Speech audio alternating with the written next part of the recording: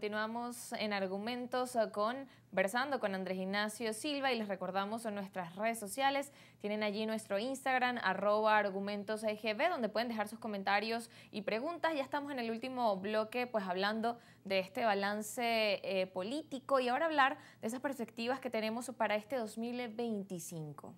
Sí, hay que entender que entre las perspectivas que estamos manejando para el 2025 son muy distintas dependiendo del sector en el que lo estamos viendo. Si lo vemos desde la política nacional, vemos que va a haber mucha polarización y vemos un poco lo que hemos estado conversando en el último bloque. Si no hay algún boom de transparencia, no se tienden puentes entre las partes, va a ser muy difícil que avancemos y vamos a tener nuevamente un proceso electoral como el de tal importancia como el que vamos a tener en 2025, donde no va a haber la participación necesaria para mantener una dinámica que refleje la realidad del país. Por otro lado, tenemos a la política internacional. La política internacional es un panorama que va a estar determinado por dos fechas claves, el 10 de enero y el 20 de enero, muy distintas una de la otra.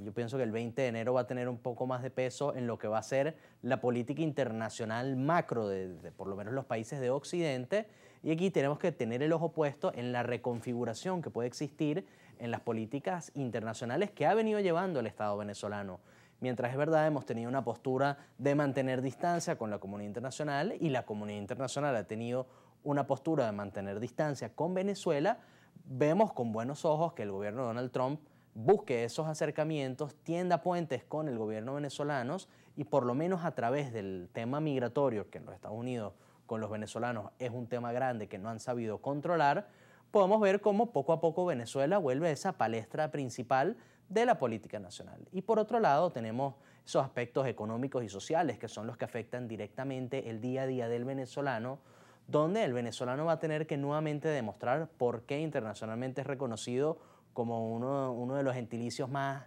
resilientes y más resolutivos que hay en el mundo, porque el venezolano se está enfrentando a una posible situación económica y financiera muy complicada, similar a los otros años, con un precio del dólar que cada vez va subiendo, con una inflación que pareciera estar poco a poco repuntando y con una crisis de consumo que genera un contraste muy fuerte con lo que hemos visto en los últimos 2 años. Yo pienso que el venezolano,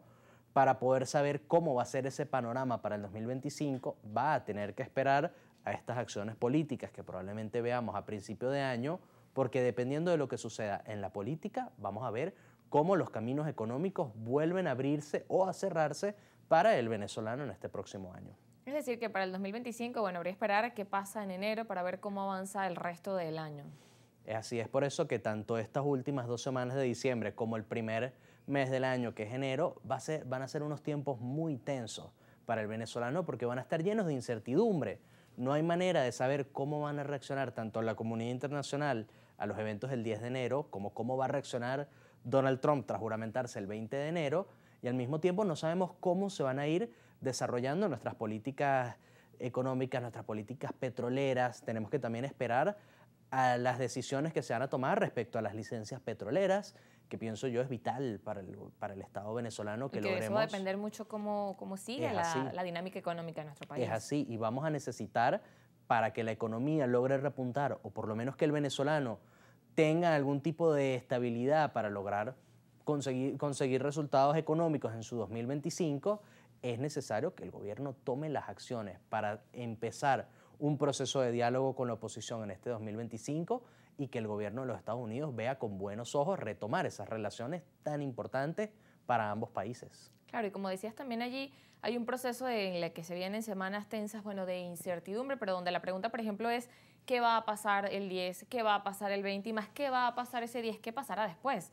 Porque a veces, bueno, hay una fecha y pasa la fecha y luego siguen los días, continúa el año. Y bueno, muchas se preguntaban, por ejemplo, al inicio, ¿qué va a pasar el 28? Pero el punto es no qué pasaba el 28, qué pasa después y qué medidas vienen, qué acuerdos se logran. Entonces eso de pronto marca allí mucho lo que pudiera pasar para el 2025 y qué pudiésemos ver y qué espera la gente también que pase. Es así, el venezolano a veces tiene un problema y es que peca de absolutista, y de la misma manera que sentían que el 28 de julio era el último día del mundo, ahora nuevamente sienten que el 10 de enero va a ser el último día del mundo. Y hay una realidad, y es que después del 10 viene el 11 y después viene el 12, después viene el resto del año, después viene el resto de todos los años. Y eso va a suceder,